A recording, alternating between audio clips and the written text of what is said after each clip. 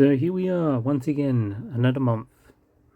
Now, not much in hobby progress. As you can see here, I'm working on my experimentals, but not too many of them finished at the moment.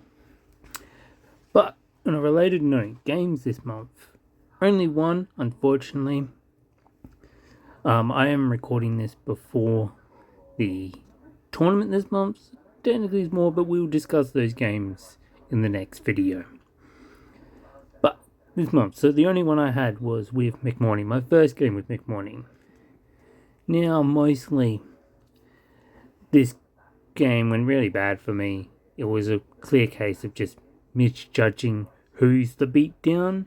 You kind of just assumed it would be me with the McMorning 1 crew, but it just wasn't. On that, obviously, Condition Masters are sort of a bit tricky on their own. It's going to take a bit of practice to get that part of the crew down packed. Also, I feel I want to hunt down my his title, just because, as I said before, Upgrade Masters are nice and versatile and have a good range of options. But for the main topic I wanted for this video, tournament prep. Now, because this is my first tournament in Reses, I'll be narrowing down to a single master, in particularly because I think this helps keep you focused. You don't spend as much time looking at all the rules of all the models, and hopefully speed up play and hopefully actually finish some games. So, with that said, my choice is Karai. Now, there's a couple of reasons for this. First of all, she is currently my only fully painted keyword. I also think Urami doesn't have any major hard counters that I need to fear running into, and can handle most schemes and strategies pretty effectively. So with that said, moving on to some planning. So, round 1, Cloak and Daggers standard. Now, with In Your Face, we want to limit how many of the high point models we have. So I think obviously we'll have Ikkyo and Batsubai and Lost Love in pretty much every list. It's not really up for debate, but I think we'll go in with Karai 1. So potentially we can summon to steal intel markers. In Your Face is pretty prime with Ikkyo just wanting to go murder everything.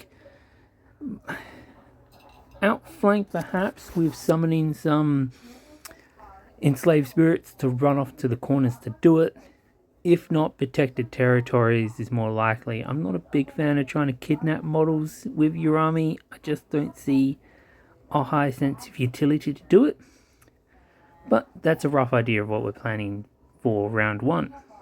Into round 2, Stuff the Ballad's flank. Now, my initial thinking is here to come in with the Court of 2 and try and create a nice big bubble around the central 3 markers and just control them. Deliver a Message seems just a no-brainer with the Lost Love. Depending on what I come up against, let them bleed or hold up their forces. I'll be summoning a lot of small cheap models, hopefully, so most likely hold up their forces.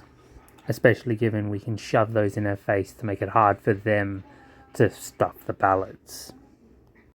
And round 3, Raid the Vault's corners. Now, given I feel I'm going to need a fair bit of speed, and again, maybe bubbling up isn't a bad idea, we're going again with the Court of 2. Hopefully Shield can sit center around the middle of the board and throw models out towards the vaults on the enemy half for extra points. As for schemes, it's a hard one. It's a long way to go for Power Ritual, or Espionage. I really don't like trying to get into a corner deployment for the points for that. So probably Power Ritual again, probably sending off something like a Slave Spirit to try and put down the other scheme markers. Deathbeds, I don't know what marker we're choosing. We could try on the vaults. I am thinking of bringing in a sort of hazardous crew into this one with the various sea-based sub-theme.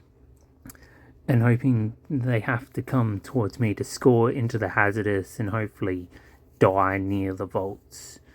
If not, information overload, depending on, again, what my opponent declares and how many schemes I think they're going to drop. I don't see too many ways to drop extra scheme markers in your armies. You're mostly relying on all the extra actions from summoning generates. But that's my initial plans for the tournament. Again, next month we'll be back to tell you how it went. For now, that's me, Captain Steel, signing out.